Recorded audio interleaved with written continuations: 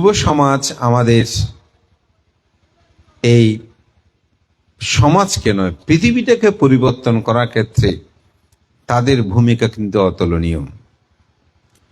যুবক কাকে বলে, বয়স কত, কৈশোর কোন বয়স, যৌবন কোন বয়স, বা প্রগাঢ় বৃদ্ধ কোন বয়স, শ্রেণী বিন্যাসগুলো করব না।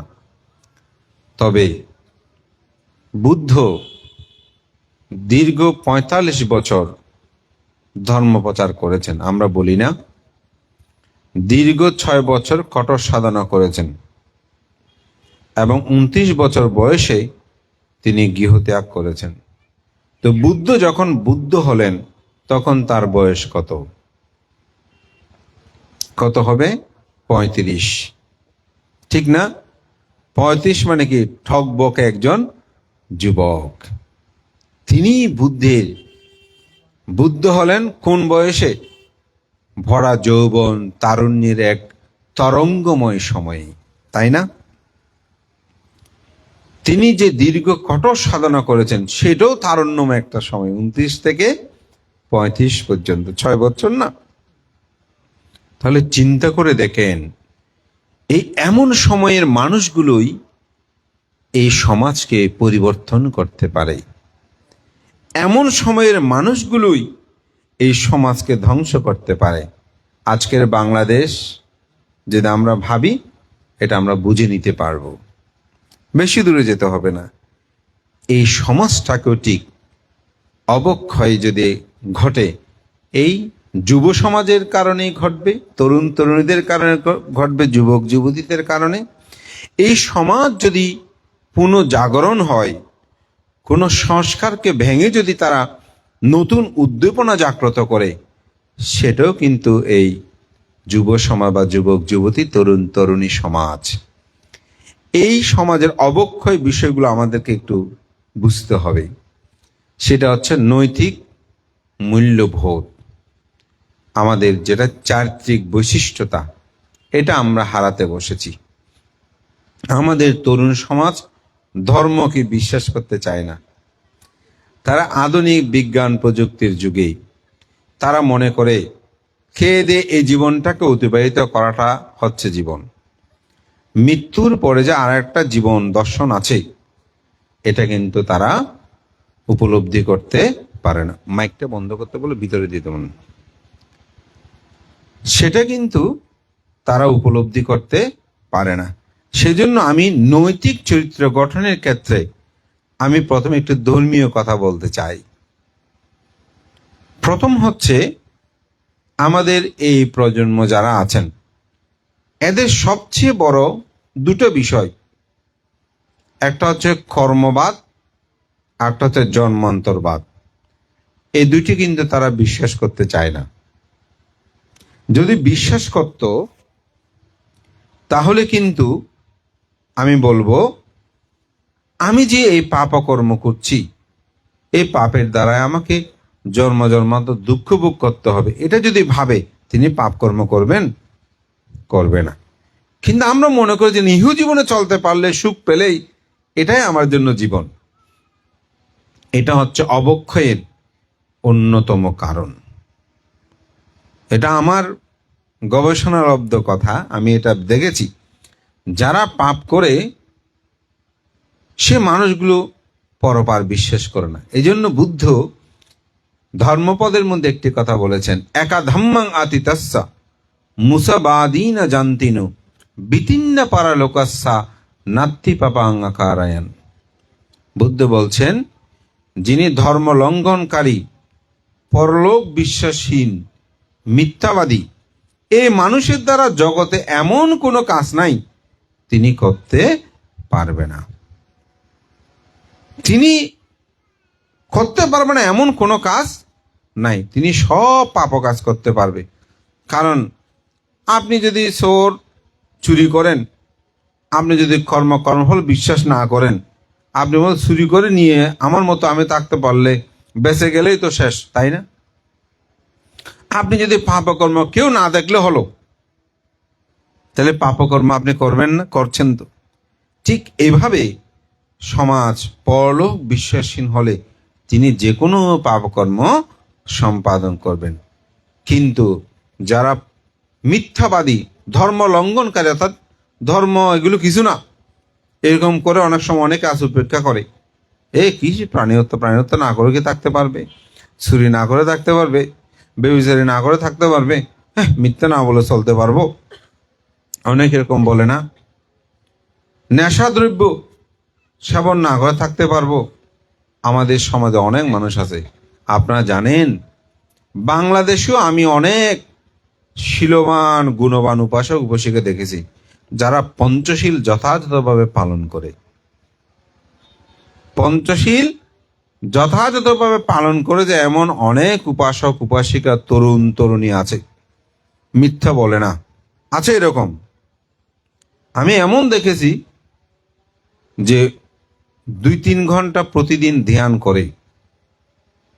কেন বলছি জানেন? আমাদের এখানে অনেকে মানতে ধর্ম এরকমকে পালন করে চলতে পারবে, এটা একটা হীনতা আমাদের মধ্যে অনেকের কি করে কাজ করে। কিন্তু সমাজে এমন মানুষ আছে যারা, বাংলাদেশে বলতেছি, বিদেশের কথা তো বাদ দিলাম, এই দেশে পঞ্চশীল রক্ষা করে চলে এমন মানুষ কিন্তু আছে। আবার পঞ্চশীল ভঙ্গ করে যে মানুষের সংখ্যাও কিন্তু কম নয়। ওই যে আমি একটু আগে বলেছি, শুধু বান্ধাদের শিল নিয়ে আমরা কথা বলবো যে বানতে এটা ভুল, ওইটা ভুল, কিন্তু আমরা কি কোনো ভুল করছি কিনা এটা একদম দায়ক কিন্তু চিন্তা করে না। আমাদের ছেলে মেয়েগুলো ধর্ম সবাই বসবে না, ধর্ম কথা শুনবে না, ধর্ম নিয়ে কোনো প্রশ্ন করবে না। বিহারে গেলেও মা বাবা বলতেছে একটা বন্দনা করলে করলাম, তারপর শেষ। ধর্ম সবাই নাই, ওই দিক সেদিক ঘুরেফেরা। এটা না শিখে কি হচ্ছে সমাজে? যেমন আমাদের অনেক তরুণ, অনেক তরুণী সুইসাইড করছে। তার মধ্যে যদি ধর্মজ্ঞান থাকে, তিনি কোনোদিন সুইসাইড করবে? উপাসক উপাসিকা বলেন তো। আমি আজকে তাদেরকে একটা ধর্মজ্ঞান দিই, আপনি সুইসাইড জীবনেও করবেন না, আমার এই কথাটা যদি মনে রাখেন। বান্দে কি? দুঃখ অনিত্য, সুখ অনিত্য। কি বলছি আমি? দুঃখ অনিত্য, সুখ অনিত্য। তো সুখে তো আমরা কেউ সুইসাইড করি না, তাই না? সুখে আবার অনেক মানুষ হার্ট অ্যাটাক করে মরে যায়, এরকম আছে। একজনের নাতি হয়েছে, এখন নাতি হয়েছে এটা শুনেছে, এই শোনায় খুশি স্ট্রোক করেছে। তা আমি মাঝে মধ্যে ভাবি যে বুদ্ধ যে বলেছেন, পুট্টাস্সা লোকাদাম্মেহি চিত্তাং ইয়াস্সানা কাম্পাতি, অষ্টলোক ধর্মের মধ্যে কখনো চিত্ত বিচলিত করবে না। অর্থাৎ লাভ অলাভ, যশ অযশ, নিন্দা প্রশংসা, সুখ দুঃখ, এগুলোতে আপনি কোনো সময় বিচলিত হবেন না। এই বিচলিত হলে কি হয়? মৃত্যু হয়। একজনে ওই যে বিশ্বকাপ ফুটবল ওগুলো দেখতেছে, এখন ওনার দলের নাম বলছি না, উনি যে দল সাপোর্ট করে ওই দল হেরে গেল। উনি এটা চিন্তা করতে করতে ওখানে স্ট্রোক করে, খেলা শেষ হওয়ার আগেই উনি শেষ হয়ে গেল। আমাকে একটু বলেন তো, কোনো দরকার আছে? কোথায় 1000 কোটি মাইল দূরে, হ্যাঁ খেলা এটা সুন্দর আনন্দের জন্য, কিন্তু ওটার জন্য চিন্তা করে স্ট্রোক করে মরতে হবে, এটা তো হয় না। এটা আমাদের যুব সমাজের কথা বলছে ওনারা, যে চিত্ত চঞ্চল অস্থির হয়ে কি হচ্ছে আমাদের এই সমাজে। ঠিক অনুরূপভাবে আনন্দে অনেক সময় এরকম, তো আনন্দ হোক, এটাও কিন্তু অনিত্য, এটা চিরকাল থাকে থাকে না। যেটা দুঃখ, এটাও কি অনিত্য, এটাও থাকবে না, এটাও চলে যাবে। তা আপনি যে দুঃখের জন্য আত্মহত্যা করছেন, ফাঁসি কাটছেন, এখন কি বলবো, এখন তো এক অদ্ভুত ব্যাপার, সমাজ কোথায় গিয়ে দাঁড়িয়েছে? ফেসবুকে লাইভ দিয়ে আত্মহত্যা করতেছে, মানে সমাজটা কেমন হলো আমি কিছু বুঝে উঠতে পারছি না, আমরা কোথায় যাব? সেই জন্যই বুদ্ধে যে কোনো হাস্য কিমানন্দ নিঃসং পাজ্জালিতে সাতি অন্ধকারে না ও নাদ্ধা পাদিপাং না গাবেশ। সতত অন্ধকারে প্রজ্বলিত থেকে কিসের এত আনন্দ, কিসের এত হাস্য? আমরা এত আনন্দ করছি, খুশি করতেছি, কেন করতেছি? এটাকে আমরা জানি, বুঝি, উপলব্ধি করি? একটু কি সমাজ নিয়ে ভাবতেছেন? আমি যে একটু আগে বললাম মা, জি, ছেলে, বেয়াই, নমুক সমুক, যেভাবে একসাথে, ওই হিরি লজ্জা এগুলো নাই। আমাকে সেদিন একজন ভিক্ষু ফোন করে বলছে, বান্দা আপনি তো দেশনাদি করেন, তো এখন আমরা তো আর আপনার মতো এত দেশনা করার সুযোগ পাই না, তো আপনি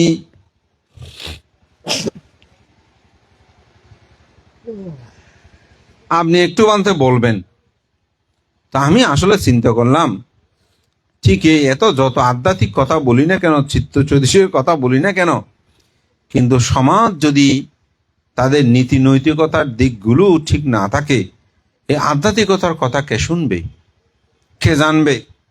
সমাজ তো বেসে যাচ্ছে, সমাজে কোনো সামাজিকতা আছে এখন? কেউ মানে সমাজ? একটু ব্যতিক্রম হলে আমার আর সমাজ লাগবে না, আমার ক্লাব আছে, আত্মীয় স্বজন নিয়ে শেষ। আগে সমাজে একটা বয় ছিল, আমি অনেক সময় দেখেছি যখন শাশুড়ি মারা গেল বউ কান্না করতেছে, এঙ্গরে হান্দর দেখিল্লাই ও রিরে সাইন যে তুই এত সবার মাঝে এই কথা বলতেছে, সে লজ্জা পেয়ে গেছে না? এখন এই কথা কেউ বলার আছে? সঙ্গদা মনুক বলেন দাতা, ওনার কথা শুনতে শুনতে সবার গা মানে খান ঝাঁঝারা হয়ে যায়।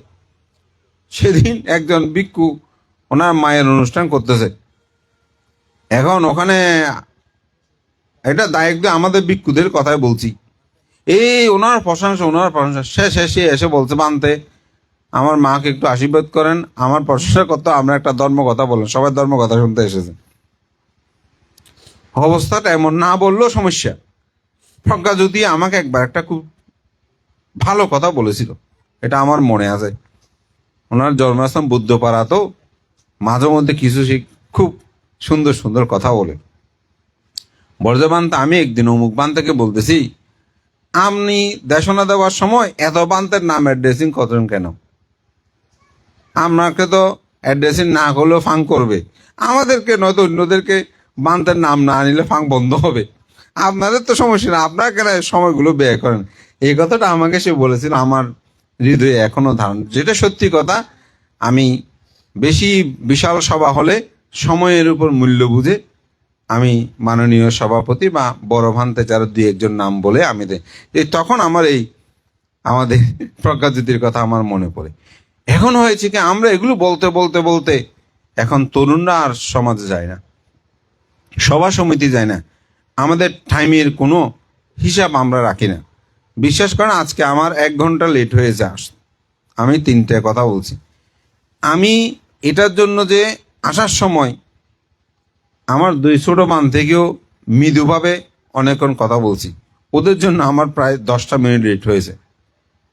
আবার ওখানে আসলে আমাদের আজকে একজন উপাসক এসেছেন, আমাদের বৌদ্ধ ধর্মীয় কল্যাণ ট্রাস্টের 2জন ট্রাস্টি। এখন ওনারা এসে বনশ্রীমান দোকান আমার ওখানে যাবে বলছেন। এখন আমি থাকবো, আপনার আসবেন, এই কথা তো আসলে বলা যায় না। এখন কাছে আসছেন ঢাকা থেকেও, তো যার কারণে আমি যে নিজেই কত মানে খারাপ লাগছিল যে মানে ঠিক টাইমে হয়তো যেতে পারছি না। তো আমি যেহেতু 3টা, আমাদের 3:30 সমস্যা হবে না এরকম, কিন্তু কালুঘাট ব্রিজ আমাদেরকে থামিয়ে দিল, হয়তো আমার বেশি হলে 40 মিনিট লেট হতো। তো যাই হোক, আমি এটা বলছি যে সভা সমিতিগুলোতে সময়টাকে আমাদের নির্ধারণ করতে হবে, তরুণ সমাজগুলোকে এখানে আনতে হবে। এই যে স্মৃতি সংসদ আপনারা যেগুলো করেছেন, ওখানে ছেলে মেয়েদের সংখ্যা প্রতিটি ঘর থেকে সদস্যগুলো সংগ্রহ করতে হবে। আয়োজনের সময় ওদের সবাইকে নিয়ে আসতে হবে, ওরা আনবে না, ওদের সাথে অন্য যারা তাদেরকে নিয়ে আসতে হবে। তাদের মনের প্রশ্নগুলো আজকে যেমন একক ধর্মদেশনার কথা লিখিত আকারে, যে আপনার কে কেন বান থেকে আমরা আধা ঘন্টা ধর্মদেশনা করতে বলবো, বাকি সময়টা আমরা প্রশ্ন উত্তর পর্ব করব। ঠিক এখানে যদি আমরা 50টা যুবক যুবতী পাই, 30 জনও পাই, আমি এতগুলো লাগবে না, এই বুড়ো বাড়া এগুলোর কোনো দরকার নাই। এদেরকে কেন দরকার নাই মানতে? ওনাদের জীবন শেষ, ওনারা এখন যা শিখেছে এগুলো প্রতিপালন করে চলবে। কিন্তু তরুণদেরকে দরকার ভানতে। কেন দরকার? কারণ তারাই বিপদগামী হচ্ছে, তারা ধর্মান্তরিত হচ্ছে, তারা বুদ্ধ ধর্মটাকে বুঝতেছে না। স্বামী স্ত্রীর সংসারগুলো তাদের মধ্যে ওই যে টম জেরি না, হ্যাঁ টম জেরির মতো টোকাটুকি এগুলো নিয়ে পরিবারে শান্তি নাই, ঠিক না? বৃদ্ধ বয়স ওনারা আর কোথায় যাবে? তো ওদের পরিবারটাকে গঠন করতে হলে ওনাদের ছেলে মেয়েদেরকে কি শিক্ষা দেবে? ওনারা মা বাবার প্রতি কি দায়িত্ব কর্তব্য প্রতিপালন করবে? তারা নিজেদের সমস্যাগুলোকে কিভাবে তারা সমাধান করবে? স্বামী স্ত্রীর সমস্যাগুলো কিভাবে সমাধান করবে? তরুণ বয়সের সমস্যাগুলো কিভাবে সমাধান করবে? এটা তো যুবক যুবতীদের দরকার বেশি, ঠিক না? তারা যদি ঠিক থাকে সমাজ দেখবেন এক হয়ে যাবে। আমার একটা গ্রামে বুড়ো বুড়ির মধ্যে সমস্যা, বুড়ো 2 পার্ট হয়ে গেছে, কিন্তু ছেলেগুলো সব এক। এই ছেলেগুলো কারো আর মা বাবার কথা, ওরা সবাই একজোট হলো না এই বুড়ো বুড়িগুলো বিহারেও আর আসতে দেব না। তো ওনাদের সব পদবিশ্বাস ভেঙে দিল, কিন্তু যুবক সবাই এক। তারপর এক হয়ে ওনারা কমিটি গঠন করলো, স্ট্যান্ডিং কমিটি। কোনো বিহার কমিটি অমুক না, আপনারা এগুলো ডিস্টার্ব করতেন। ওরা এক হয়ে যাওয়াতে বুড়া সব ওই পিছনের সাইডে লাইন ধরে বসে আছে, যুবকরাই বিহারের দায়িত্ব দিতে সব নিয়ে। এইভাবে 1 বছর পরে বুড়োগুলো আবার এক হয়ে গেল, বুড়োগুলো আবার এক হয়ে গেছে। গ্রাম কি সুন্দর চলমান এই যুব সমাজ।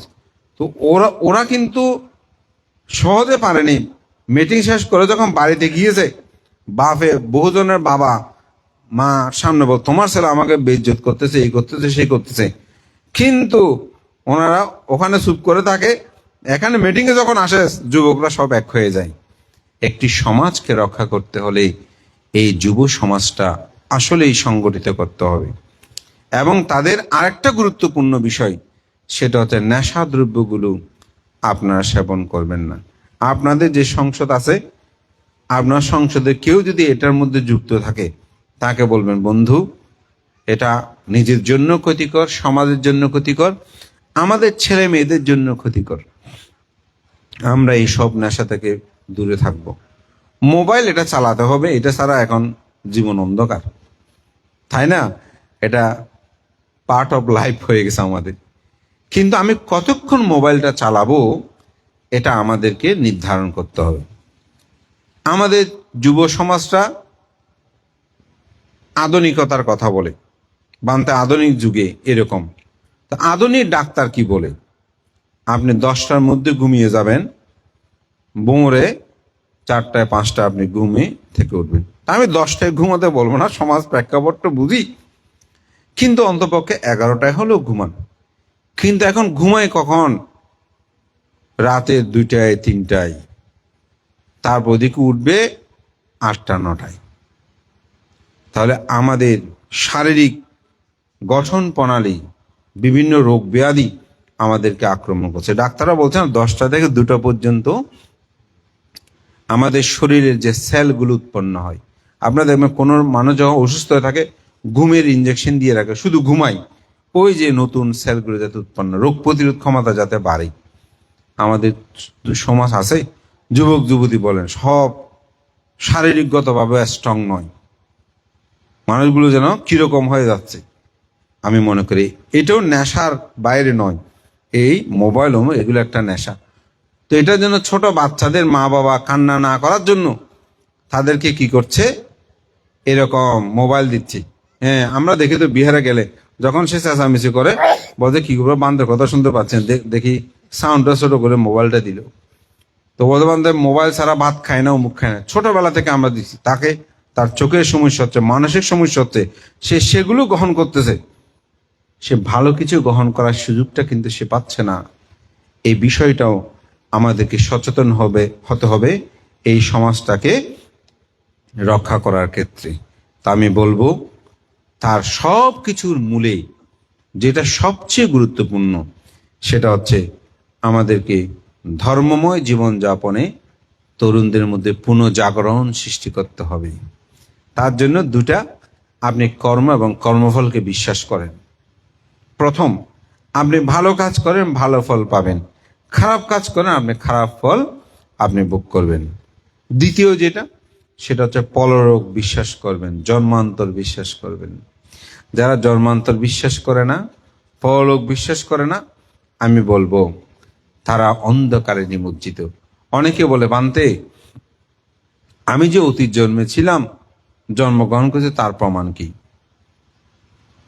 তা আমি আপনাকে একটা কথা বলি। আপনি বয়স কত হবে এখন? 35-30। আপনাকে যদি আমি এখন বলি, আজ থেকে 10 বছর আগে 25 সালে, যদি 95 সালে আপনি দুপুরবেলা ভাত কি খেয়েছেন নাকি খাননি, একটু বলেন তো। বলতে পারবেন? কেন? এটা তো এই জীবনে ঘটে যাওয়া, এখনো তো মৃত্যুর পর আর জীবন আসে নাই। এটা কেন বলতে পারবেন না? সেটা বাদ দেন, একই সাথে 5 বছর একসাথে ছিলেন, পাশাপাশি বাড়ি বাসা, 50 বছর পরে দেখা হলো, একদম তো আমাকে চিনতে পারছো? বলছে না, তোমাকে তো আমি চিনতে পারছি না। বলছে কি বলো, 50 বছর আগে তুমি আর আমি 2 নম্বর গেটের ওখানে এরকম ছিলাম না? তোমার নাম অমুক না, অমুক না? উনি শুধু চিন্তা করতেছে, ও করে, হো মনে পড়ছে, মনে পড়ছে, তুমি অমুক না? এই এতক্ষণ সময় মনে করতে পারলো না কেন? এটা তো এই জীবনের বিষয়। তা আমরা মৃত্যুর পরে আরেকটি প্রতিসন্ধি গ্রহণ করেছি, আরেকটি মাতৃগর্ভ থেকে ভূমিষ্ঠ হয়েছি, আরেকটি আমার রূপ উৎপন্ন হয়েছে, ভিন্ন রূপ। আমি কিভাবে এত সহজে এই জন্ম জন্মান্তরের কথা বলতে পারবো, স্মরণ করতে পারবো? আমি ইহ জীবনেরটা স্মরণ করতে পারছি না, জন্ম জন্মান্তরেরটা কিভাবে স্মরণ করব? তবে বুদ্ধ বলেন না আপনি স্মরণ করতে পারবেন না, পারবেন। যেমন বুদ্ধ গয়ার বুদ্ধিধূমের তলে বসেই যখন তিনি বুদ্ধত্ব লাভ করার জন্য ধ্যানস্থ হলেন, তখন তিনি জাতিস্বর জ্ঞান লাভ করেছে না? তো জাতিস্বর মানে জন্ম জন্মান্তর তিনি কিভাবে পরিভ্রমণ করেছেন, সেটা তিনি কি করেছেন? অবগত হয়েছেন। আমরাও যখন ধ্যানে নিমগ্ন হব, এটা হোক। আমার গুরুভান্তে একদিন আমাকে বলছে আমি ভাবনা করতে করতে হঠাৎ একদিন আমার মনে পড়লো, আমি গরু নিয়ে, আমার গুরুভান্তের জন্মস্থান বাঁশখালী, তিনি একটা গোনাতে গিয়েছেন। আমি অবাক হয়ে গেলাম, এত বছর পরে, 60 বছর পরে, 70 বছর পরে এই কথাটা কেন আমার মনে পড়লো। মানে পুরো স্পষ্ট উনি কি ঘটেছে এটা আমাকে বিশ্লেষণ করলো, এবং সেই বিশ্লেষণটা আমাকে দিল। আমার এই কথাই হচ্ছে, সবাই জন্মান্তর বিশ্বাস করবেন, এটাকে অনুধাবন করবেন। আপনি জন্মান্তর বিশ্বাস করা তো খারাপ না, কারণ আমরা তো বলছি এই জন্মে আপনি যদি সুইসাইড করে আরেক জন্মে সুখ পাবেন, সেটা তো আমরা বলছি না। বুদ্ধিজম আপনাকে বলছে কি, আপনি এই জন্মে পঞ্চশীল পালন করেন, জন্ম জন্মান্তর আপনি সুখে থাকবেন, এই জন্ম সুখে থাকবেন। তো পঞ্চশীলটা কি আসলে কল্যাণদায়ক নাকি অকল্যাণদায়ক? এটা তো পৃথিবীর সকল ধর্মের মধ্যে কল্যাণদায়ক। আপনি ইসলাম ধর্মে বলেন পঞ্চশীল আছে, আপনি অহৈতুক কোনো প্রাণী হত্যা করতে পারবেন? এই যে কিছুদিন আগে 10টা কুকুর বাচ্চাকে, কুকুর ছানা ফেলে দিল, ওনাকে ধরে নিয়ে গেছে না? এবং ওনাদের আইনিও সেটা, কোরআনিও সেটা আছে, আপনি যে খাদ্য, যে প্রাণী আপনি খাবেন না, ওইটাকে আপনি হত্যা করতে পারবেন না। ওদের মধ্যে আছে, রুলস আছে। আমাদের দেশীয় তো সংবিধানে আছে, আপনি যে কোনো প্রাণীকে মারতে পারবেন না। আপনি খ্রিস্টান ধর্ম বলেন, সেখানেও আছে। আপনি হিন্দু ধর্ম বলেন, সেখানেও আছে। এই পঞ্চশীলের প্রায় শীল প্রত্যেকটি ধর্মে, কারণ এটা নীতি নৈতিকতার আদর্শে একজন মানুষের জীবনকে যদি আপনি প্রকৃতভাবে রক্ষা করতে চান, তাহলে পঞ্চশীলটা প্রতিপালন করতে হবে। এই যুব সমাজকে আমি আজকে বলবো, আপনারা এই পঞ্চশীলটা রক্ষা করবেন। আরেকটা সমস্যা আছে বেকারত্ব। এই বেকারত্বটা কিন্তু অনেক সময় আমাদের এই তরুণ সমাজটাকে অন্ধকারে নেই। তা আমি বলবো, আপনারা যে সংগঠন করেছেন, একটা শুধু আমাদের স্মৃতিচারণ করবেন কোনো কথা নেই, প্রয়াত ভান্তের স্মৃতিচারণ করবেন, ক্র্যাশ দেবেন, আমাদেরকে পূজা করবেন, এটার মধ্যে সীমাবদ্ধ থাকবেন না। আপনারা যদি 50 জন সদস্য থাকেন, একজনে একটা ব্যবসা করতে যাচ্ছে, তার 1 লক্ষ টাকা দরকার, আপনার 50 জনে কি করবেন? 2000 টাকা করে দেবেন, তাহলে কত হবে? 1 লক্ষ টাকা। ওই 1 লক্ষ টাকাটা দিয়ে তাকে একটা ব্যবসায়িক কাজে দিয়ে দিলেন। তার মধ্যে চেতনা থাকতে হবে, এখন আমাকে দিয়েছে, আমার 8 জন বন্ধুকে প্রতিষ্ঠা করতে হবে, তখন সবাই মিলে আমরা তাকেও সেভাবে সহযোগিতা করব। এই কাজগুলো কিন্তু আমাদের তরুণ সমাজরা করতে পারে। আপনি একটা ভালো চাকরি করেন, আপনি ওকে ওই চাকরি দিতে চান না, হিংসা করেন, না আমি তাকে দেব। আবার চাকরি পাওয়ার পর তারও ধারণা থাকা উচিত, উনি আমাকে দিয়েছেন, আমি যেন অকৃতজ্ঞ না হই। আমরা অনেক সময় বড়ুয়া দ্বারা পরিচিত বলি, আপনি একটা বড়ুয়া ছেলেকে একটু চাকরি দিয়ে এরকম, বজবান্ধে কি দেব? সে তো প্রথমেই গোড়া আমার কাঠে, আরো একটু অন্যভাবে বলে যে বানতে বাসটা আগে আমাকেই দেবে না। তো এই অকৃতজ্ঞ সমাজ যেন না হয়, এই জন্য তরুণ সমাজ, বেকারত্ব, মানসিকহীনতা, এটা একটা কিন্তু বড় একটা সমস্যা আমাদের বর্তমান সমাজে। তাদেরকে সাহায্য করা, সহযোগিতা করা, তারা কোনো সময় মানসিক কষ্ট পেলে তার পাশে গিয়ে দাঁড়ানো, তাকে সান্ত্বনা দেওয়া, তার সাথে যেন আমরা কোনোরূপভাবে বিরূপতা না করি। একটি সমাজকে রক্ষা করতে হলে এটি আমাদের প্রয়োজন। এবং সর্বশেষ যেটা বলবো, আমাদের মা বাবাদের ভূমিকাটা সবচেয়ে বেশি। শিশুকাল থেকে ছেলে মেয়েদেরকে ধর্মীয় শিক্ষা দেওয়া, তাদেরকে আদর্শ শিক্ষা দেওয়া। মা বাবা হচ্ছে আদি শিক্ষাগুরু। আদি শিক্ষা গুরু হচ্ছে কি? মা বাবা। মা বাবা যদি ধার্মিক হয়, ছেলে মেয়েরও ধার্মিক হতে বাধ্য। মা বাবা যদি শীলবান হয়, ছেলে মেয়েরও শীলবান হতে বাধ্য।